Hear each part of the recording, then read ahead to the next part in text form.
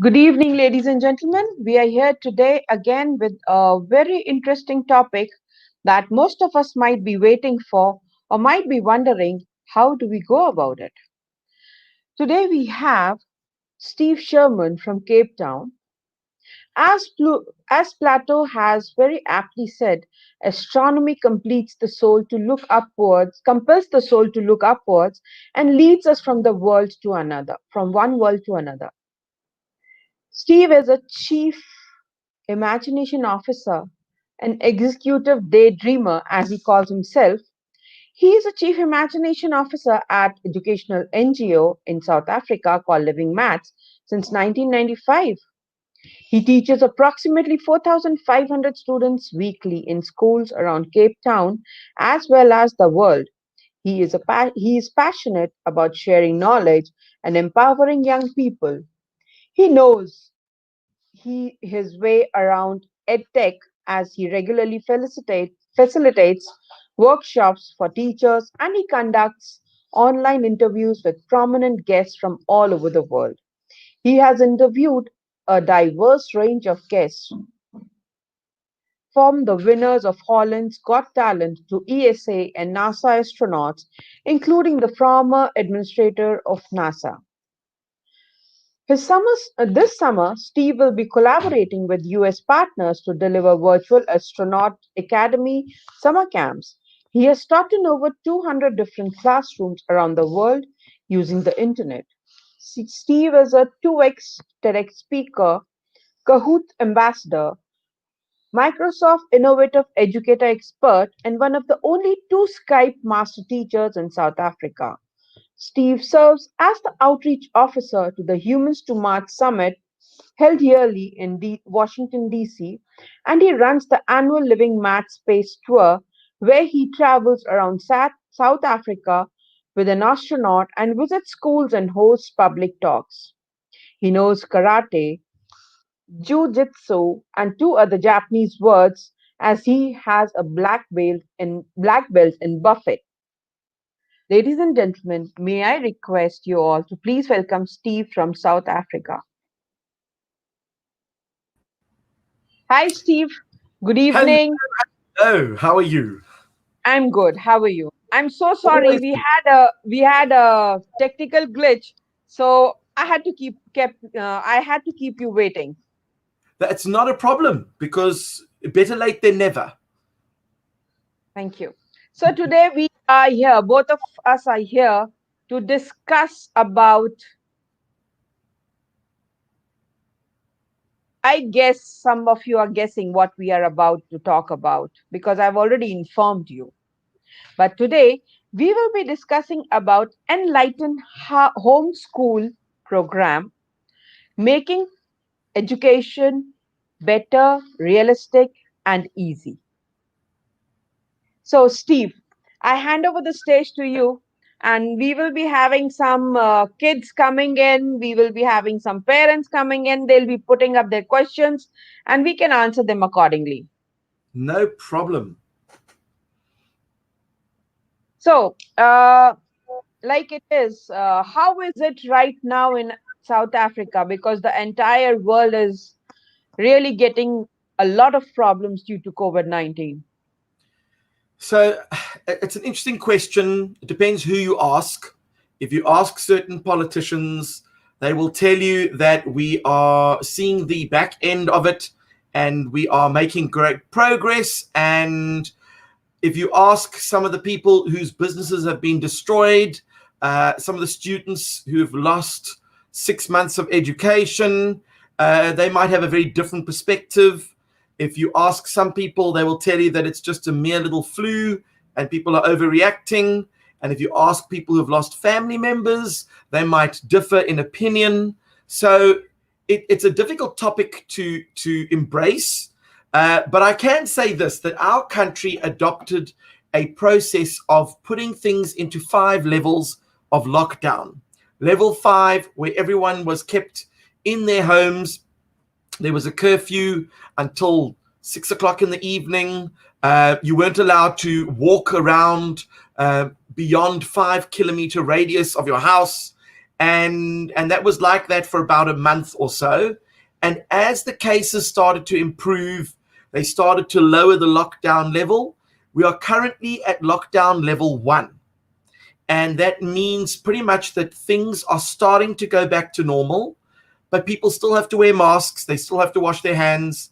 Um, Schools were at a situation where some kids would go on one day of the week and then other kids would go on the other, and they would alternate. They now at a situation where I believe next school term, which is starting on Monday for the government schools, that everyone is back to normal as could be expected. But then I did read an article today online that says that they are expecting a devastating second wind. You know, when you relax all the lockdown, people start to think that they don't need to wear a mask anymore. They tend to be a little bit complacent, and that could lead to another wave of infections. And the reality is, it's not just the people who are getting sick; it is killing our economy. You know, we rely Exactly. on tourism. We rely on companies doing things, making things, selling things, and if they can't do that effectively, it has this knock-on effect. If I was a restaurant and I have to close for 4 months, I might not be able to reopen because I don't have the money to actually pay salaries. So, I mean, it has a knock-on effect and it's impacting everyone. And the most important aspect of it all is communication, to get the best students out there so that in the future we don't make these kinds of mistakes again. And that's why education Exactly. is critical. So I'm glad that we're going to be discussing this, because homeschooling and online learning is not just a catchphrase anymore. This is going to become the norm. The number of homeschools in South Africa have probably increased, and I'm not going to give you a percentage because I'd be making it up, but from my experience, just speaking to people online, I would say there's at least a 20 to 30% increase in students who are homeschooling. A, Great. maybe they have a comorbidity and they can't go to school, and their parents have decided from a safety point of view, let's rather homeschool them for the rest of the year. B, some parents are saying, listen, we're paying private school fees, we're not earning any income ourselves. It makes sense to maybe just, you know, teach our child at home. And if we can do that, then the advantage is that, of course, we save a lot of money. And then apart from homeschool, there are a lot of schools who are jumping up going, why don't we just offer an online school so that kids can study from home and take part online? So there's a lot going on. How long it's going to last, we don't know. Whether the online schools are going to take off, we don't know. Whether homeschooling is going to continue to grow, we don't know. Everything is up in the air at the moment. Yeah, but right now we just need to concentrate that our kids get holistic education. We need to be very clear about what they need to know and what they need to learn. I think that is the main reason why we both have come over here to discuss about it. And Mm-hmm. because we were discussing earlier, we are going to be the first virtual online school, I could say online homeschool in India. We have already applied for, we have already put in our papers for Cambridge affiliation, and let's hope like things go well, and we will be one of them. So, Steve, uh, like uh, like we were discussing earlier, how is it that, because this is homeschool is going to be a new concept in India Mm-hmm. that even you are aware of, right? And all there are so many people, they have different apprehensions, somebody says, what is it going to be if my child is there in a home school and he is not able to communicate with his friends? Like there will be no physical interaction because we'll be virtual. Would other universities and colleges, after my child is in homeschool and he is fit for college, would they accept him? So, like, there are so many questions that are cropping up everybody's mind, and we need to clear them out so that they have a better opinion and a very clear vision where they are going and what they are going for. So I think you can very well, because you've been into this since quite some time, and you've been tutoring physical school students, homeschool students, online students. So I think we won't have better person than you to answer these questions. Well, what Please I go find ahead. interesting is that if you take the number of universities around the world, including Harvard and Oxford and Cambridge, all of them are offering courses online. Many of the courses are actually free, but if you want the certificate when you graduate, you have to pay. So you can study all the content, but you can't get the degree unless you pay an amount. Of course, it's going to be a lot cheaper than paying a full year's tuition. It's going to be a lot cheaper because you don't have to house your child in accommodation near the university. It's going to be a lot cheaper because if they are doing bulk numbers, they can bring down the cost of the degree. So I think, and they've called them MOOCs, these are the large open courses that universities are offering. And I believe that that is where the future is. I even heard of a campus that was going to open up in South Africa where students could come and do everything through virtual courses, but they come to a physical campus and they have some of the best lecturers from around the world who'll be teaching virtually. So the lecturers are virtual, but the students are physical. So it's an interesting take on the approach to how schools could be in the future. So if you think about it, I think that's quite an interesting approach. I think it's unique to have 10 international teachers, but the best of the best teaching a course instead of trying to bring in people from within your own country or your own city, because then you obviously have certain limitations. Um, Exactly. yeah, and I sort of just add that if you're going to do an accredited course and your high school diploma or your high school qualifications get you into a university, most universities are operating an entrance exam. So whether you do a course or not at home, if you could pass the entrance exam, you've got what it takes to get into that university. And I think they do that because they need to monitor their own standards. And if they're just going to open up the university to anyone who says that they got 75% for their final year at school, that's great. But then what happens is many students, you'll have 10,000 students sign up for first year and only 500 go through because many of them drop the course along the way. So in order to retain the cream of the students, and this is the one thing that I was taught, university is a privilege, not a right. And I'm not talking about the costs of the university. I'm saying it's a privilege to go to university, but it's not everyone's right to go there. So if you get the results, then you have the privilege of going to university. If you do not get the results, should you be pushed into a university degree? I don't believe so, because I think that it's First, counterproductive to it's average. just like, exactly, it's just like forcing yourself to do something, or forcing the student to do what he could not do. In fact, what Mhm, we have been planning is, we have been as I discussed with you earlier also, we are setting up certain programs wherein we are trying to tie up with certain universities in India also, who will be accommodating our students. Because Seas Global Institute, we are, as you know, we are launching on the 17th, mhm, right? And we are still looking in for partners like you coming in and helping us establish it, and others also who are ready to come, because we are introducing certain subjects which are completely out of the box.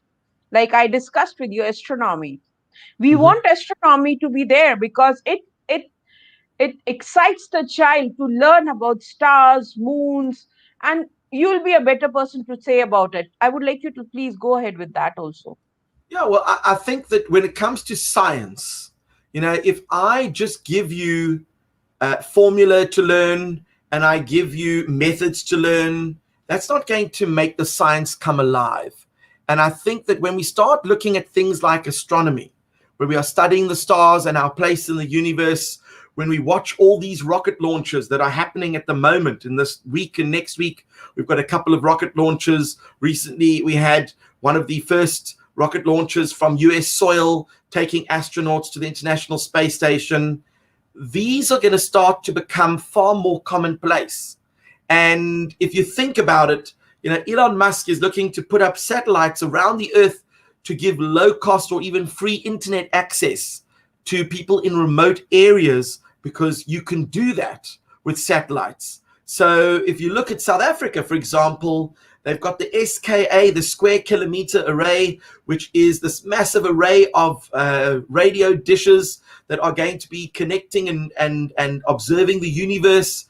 And they have already started the project. They're not even finished. They haven't completed the project yet, but they're already getting incredible information from the limited satellite dishes that they have up at present, the radio dishes. So I think that, when it comes to space and astronomy, these are the more appealing aspects in science, and they instill a sense of awe and wonder.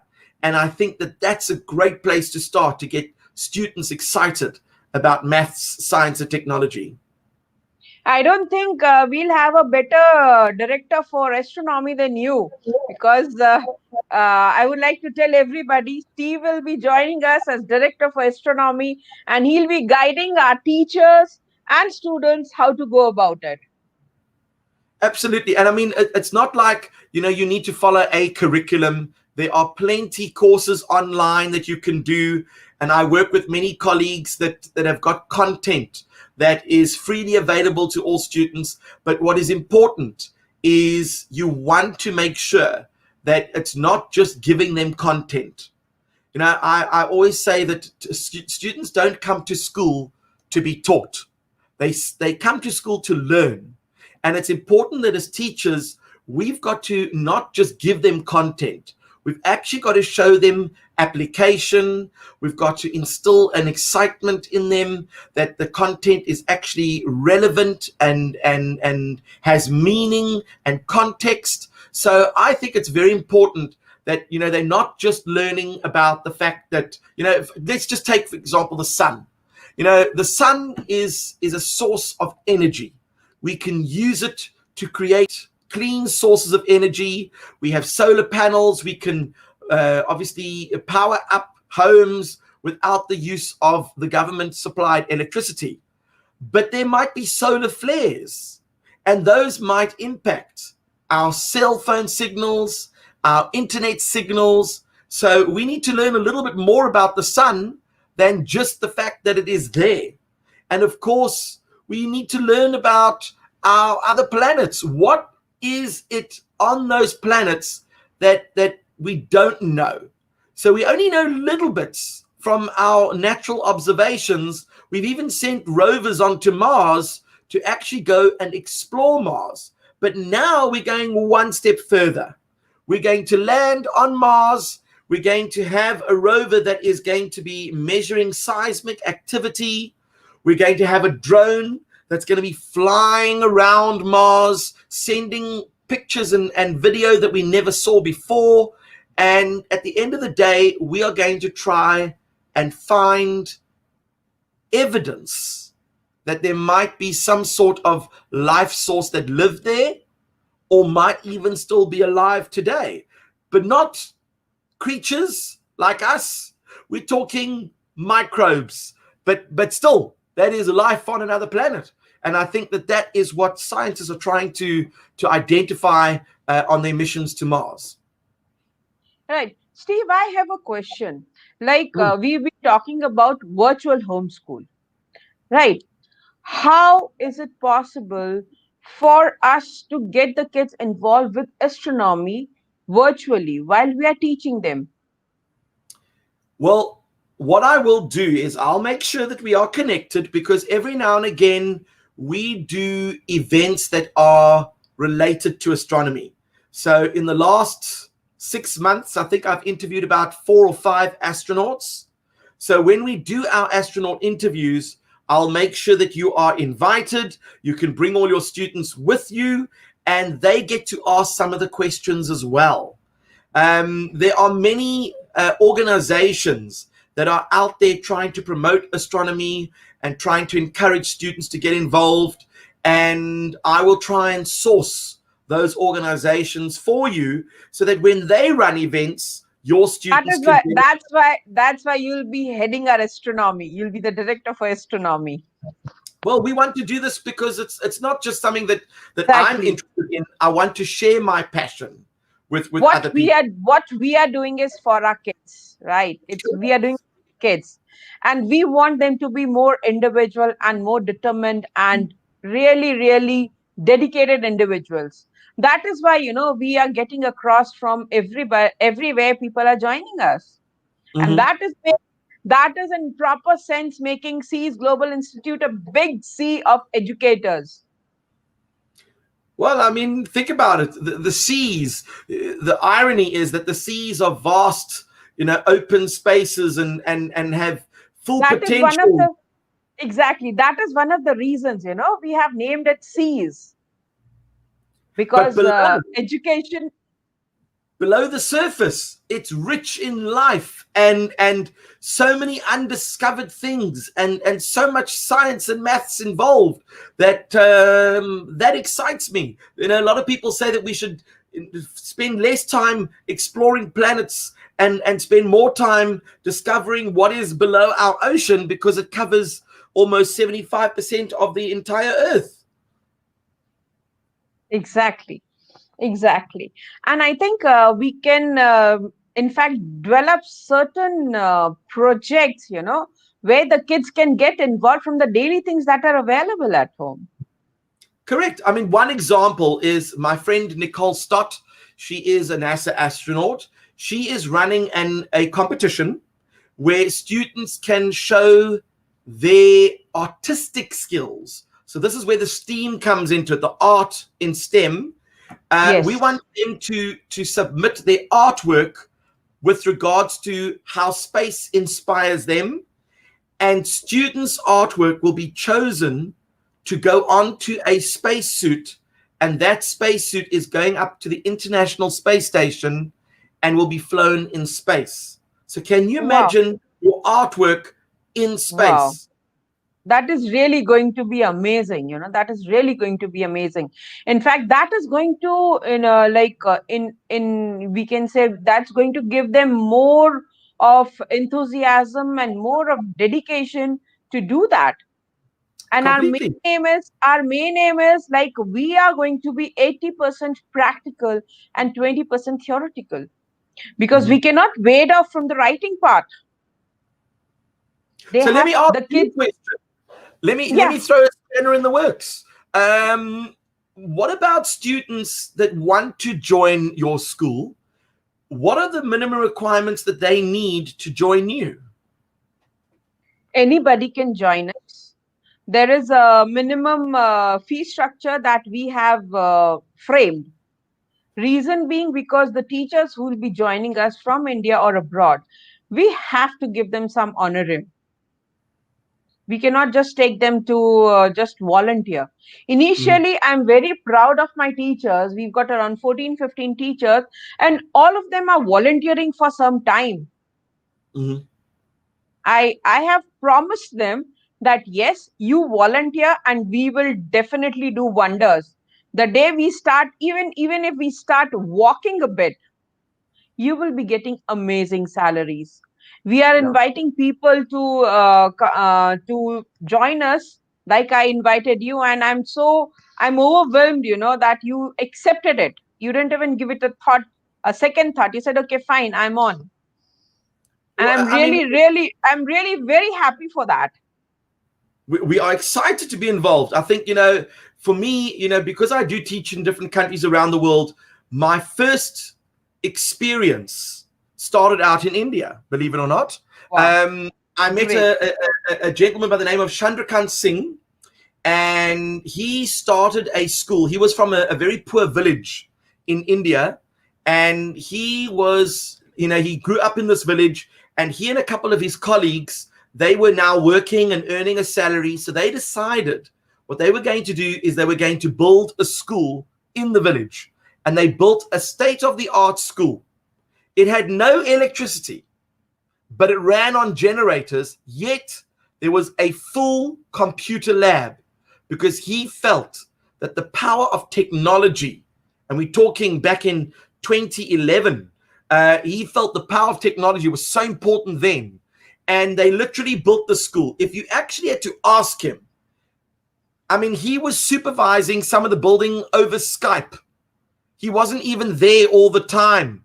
So they were going around showing him what the building's looking like. He was commenting on this and that. So using technology, he was involved in the building of this thing. He used all the local people in the village to build it. The school was built, and I saw an article that, he was looking for teachers to help out. And at the time, I had a lot of, free time on my hands. I said, sure, I'll do some of the maths teaching. And I taught the students over Skype. And literally a few months later, I started connecting with other educators and try to get them involved. And now, of course, they are running, full-on show. It's become an independent or private school. So they are actually able to produce amazing results and great students. But that was the cause of me. Oh, I have special guests joining me. That was the cause of me going into doing my first TED Talk, in terms of global collaboration and working with different classes around the world. I really felt that I enjoyed the connection. But what was interesting is the learning. If I teach you something, I'm learning myself as well. So, Exactly.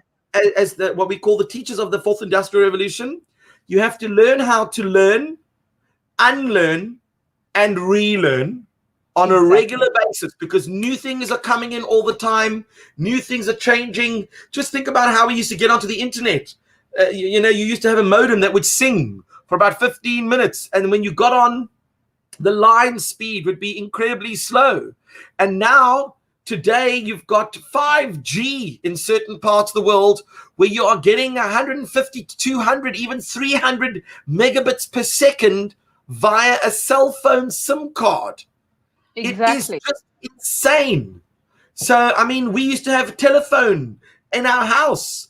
We used to have little sockets that you would plug the telephone in. Now everyone switched to VoIP. So it makes, the way things are changing. You have to prepare your students adequately to cope with the world around them that is changing faster than what they are being taught at school. Exactly. That is what our ideology: engage, innovate, experience, learn, and grow says. Yeah. I mean, some schools have Because got. Mhm. until and unless we get engaged in innovating something, we cannot experience it. And until and unless we experience it, we cannot learn. And if we don't learn, we cannot grow. As Uh, simple as that. I would add to it that when a child has a positive experience associated with a learning opportunity, those learning opportunities become memorable. So if I to ask you, Rena, go back to when you were at school, who were your favorite teachers? Can you remember them? Yes, most of them. Most of Most them. of them, What was the yes. characteristic that made them stand out? They never screamed on us. They never told us you are good for nothing, you cannot do this. They always motivated us. They taught us different ways of learning. Mm-hmm. Like I still remember when I was in my first grade. No, I think it was in first grade. Yeah, I was in my first grade. I was in a boarding school known as Dawal Girls School in Darjeeling. Mm-hmm. Right. That is where my teacher, I don't remember the name, but yes, I do remember what she taught me. She told me, go and collect pebbles from the playing ground. I went, I collected pebbles. And she said, okay, make heaps of 10 each. That is how we learned counting. Can you And imagine? I still They remember. use concrete apparatus for students to learn. And now, a lot of these things are overlooked in schools because they Yes, think, well, it was an old style of teaching. There are certain things that unfortunately you have to do. And I believe when it's the younger grades, they need concrete apparatus. They need to be able to grab the bottle tops and count them. They need to learn how to break them into groups because the concrete apparatus is also important for the hand-eye coordination. And, exactly. a lot of people say, well, then how do you do that with virtual? But there are so many amazing online virtual manipulatives that you can use that students can actually do that counting on the screen. Yes, they can. They can. And there are so many other methods, which we will be discussing, and we will be getting them implemented also. As for grammar and for literature and for spellings, we have different methods. Mhm. That is where, like, now we have named it phonics. Me and you, when we were kids, we didn't know what was phonics. No, we certainly didn't. Today, Renan Martin is, they call it a epic book, a grammar book. And that Uh-huh. is how, when we were kids, we learned grammar through Renan Martin. So look, I know that a lot of people have different ideologies on how to teach. Um, some people are saying we teach them the capital letters first. Some people say we teach them the small letters first. Some people say that they teach the sounds. I know that there are going to be differing opinions on how to do that. But at the end of the day, we want the kids to learn and we don't want to just teach them. So I have found that kids are able to learn in innovative ways using technology. And an example is a friend of mine. He has written an app called Wonder Stories. And if you ever go look up Wonder Stories, basically he knows that there are certain kids that don't like reading. And that's because the books are too long, the words are a little bit too difficult, and there are a whole bunch of other scientific reasons why kids lose interest in reading. So, being at MIT, he studied all of this and he started off with creating this app where it's short little bits.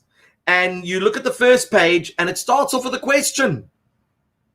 What do you think happened to the aliens on Thursday afternoon? I don't know. Let's find out. So you page through and you get to the first page. It's only 4 or 5 lines long. And you read that and then you get to the next. And there's another question. Do you think the aliens are going to be friendly? So what he discovered is that if you engage the student throughout the reading, they don't lose Exactly. interest. So it's a wonderful thing called Wonder Stories, and it's all available free of charge, especially for the younger grades online, and you can download it on all different platforms. But an amazing, amazing concept. So you can use technology. Then, of course, you get a lot of students who struggle with reading on their own because they don't have an adult to work with them. Microsoft has got Immersive Reader, which is doing all those things for you. It'll even read a different language. You can even click on a word and it'll explain what it means. So you can imagine having the power of that for a student who wants to do independent learning. You've got the tools if you need it. So parents don't have to say, listen, I was not able to do this when I was your age because we had to go into the workforce and earn a living. I never got to complete my studies. I can't help you with your homework. But there are apps that are already doing the homework with the child. You just have to make sure that they have access to it. That's it. Yeah, that is what we have been discovering. We have been experimenting, discovering, observing that until and unless we make the lessons interactive, we make them interesting, the kids are going to leave. And that is what's happening. The kids are getting bored. We are getting bored. Why are you getting bored? While we sit down and observe, it's not that all of them are making the kids bored. But yes, there are certain things, which the kids are not liking. Like it's the same old monotonous way of learning that is being applied online, whereas it has to be something different. Completely. I mean, a lot of teachers are using gamification. A lot of teachers are using digital tools, like, for example, it'll come to me now. A wonderful tool that what happens is it plays a YouTube video, and then while you're watching the YouTube video stops and asks a question and Wow. won't continue until you've actually answered the question.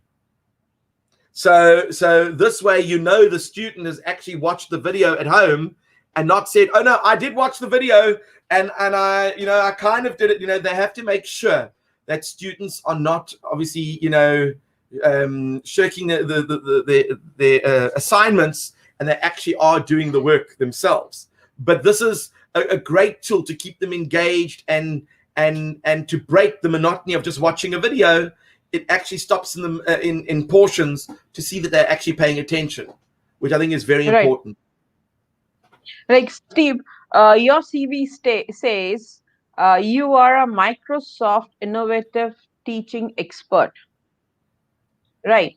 So, how do you train the teachers for that? Because, as far as I know, the Microsoft Innovative Teacher Approach, or the courses or the workshops that are going on, they are quite interactive, and that is how the teachers are being taught how to teach online. Yeah. So when I was attending a conference in America every year called ISTE, and it is the largest EdTech conference in the world. And I felt that if I was interested in EdTech, this would be a great place to network with people, to find out what's new in the educational circles, what new softwares come out. It's important to keep up to date with what's going on. Right. And this is where I connect with a lot of very interesting people, and all of them were telling me that they were Microsoft Innovative Educator experts. So I thought, well, I would love to become one of those. It's not easy, because you've got to go onto the Microsoft Educator website, and you've got to do the online courses, and you've also got to have a certain level of skill to be able to do certain tasks in order to become an innovative expert teacher. But I became the innovative expert teacher because I was doing so much with Skype and Skype in the classroom, that in order to become a Skype master teacher, you first have to be a Microsoft Innovative Educator expert. Right. So I became a But Skype. it was the other way around for you. First, you Correct, correct, become a Skype master. correct. I'm Right. quite comfortable using Google. I'm quite comfortable using Microsoft. I'm quite comfortable with pretty much most packages. And whatever I haven't used, give me a couple of minutes and I will be able to use it. Simply Amazing. because, Amazing. I've got a computer science degree. It does help if I want to learn things, that my mind and my approach is I that have a lot to learn from you. I have a lot to learn from you. I have a it's lot about to having learn. a can do. A lot of people have this attitude, oh, this looks like a new program. I've never used it before, so it's gonna look complicated. I just download the program and start using it, make all the mistakes, ask all the questions, and then I get so proficient at it that I can teach people how to use it. That's amazing. That's really amazing. In fact, most of my teachers, they are online. They are watching us, and even some of our core team members are watching us, and we've got amazing messages. Such projects are real motivation. Then our director for visual arts says we are blessed with educators as you, and she's Dr. Sangeeta Ahuja.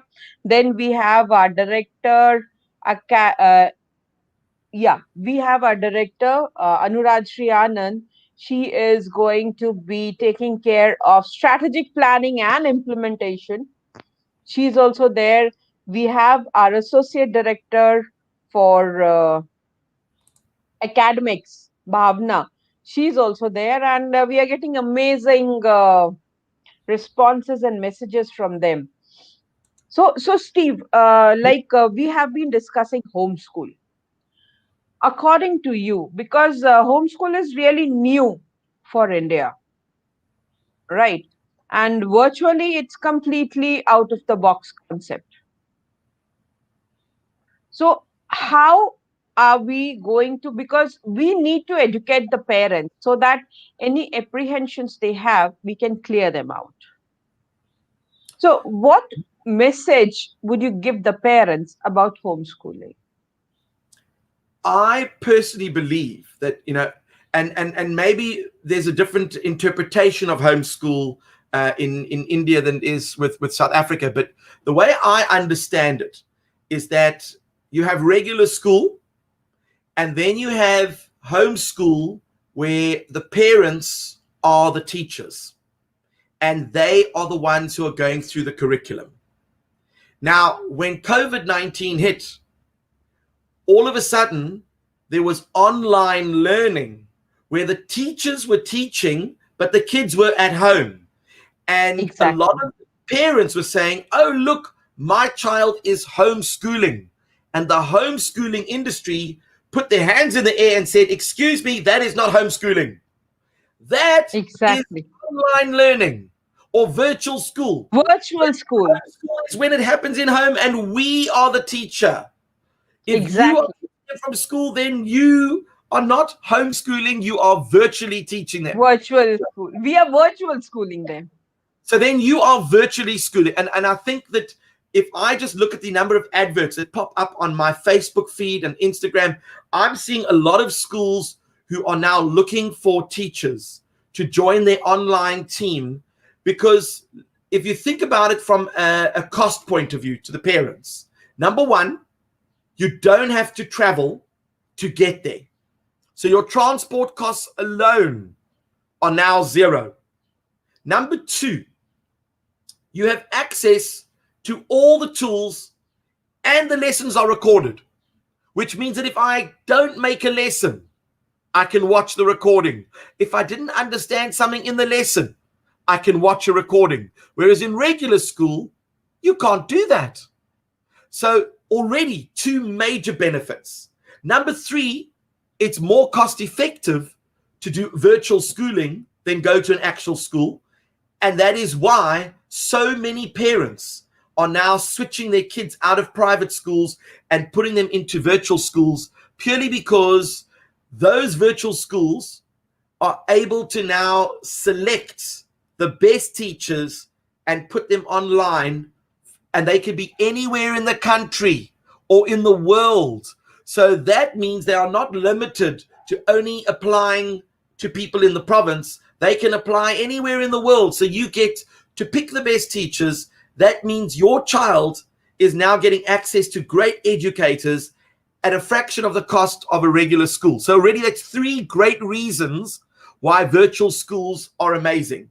The next reason is that That is why we have mentioned an official option for homeschooling, because they do not understand what exactly virtual means. Okay, are you an institute which is taking tuitions? Are you a tuition class? Are you this? Are you that? I said no. We are the official option of homeschooling. I mean, that's amazing. So if you think about it, a lot of people don't realize that, and I'll also play devil's advocate as well. So yes, you've got all these major advantages. Plus, I mean, you could say tomorrow we are going to learn about growing trees in India, and I'm going to go and speak to an expert in Sri Lanka who grows trees for a living. And the students get to tap into experts from the comfort of their own home. Of course, the one or two things that are against it is what happens if you don't have access to the internet. That becomes an issue. And if there is power cuts on a regular basis and you lose out, then you have to rely on the recorded videos for those who actually lose out.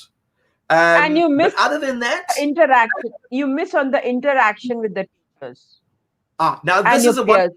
peers. Some people say you miss out on the interaction, but some of these online schools are organizing socials, and some of the socials are actually within that city. So they will say, all the kids that are part of this team, we want you all to meet on a Thursday. We're going to be meeting at a sports field to play fun sports games and whatever. But now And some of the that is why we have been trying to get students and teachers from across the world, so that we can have the same thing you said, a social interaction with a teacher concerned in the particular place, and they can know each other.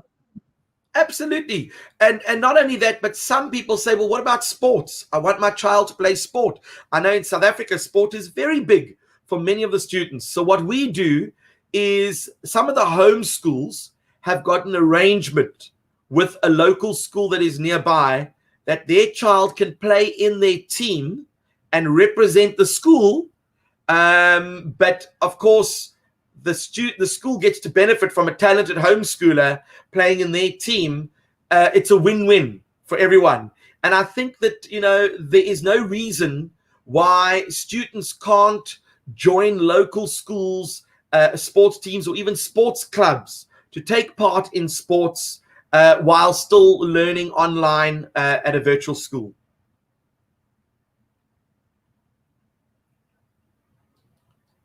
So, I mean, I think that, you just have to look at the opportunities that this Yes, virtual school can offer these parents. And there are so yes. many positives that, I can't see too many negatives.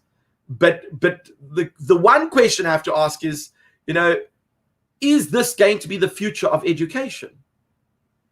Everyone, like everybody, including you, me, everybody, we are just looking for what is the future of education, because uncertainty is prevailing everywhere. The world has started with the third phase of lockdown. Mm-hmm. So, And and I don't know, like that, like you said, the second wave is coming back, and it's more devastating. So let's see, we just have to wait and watch.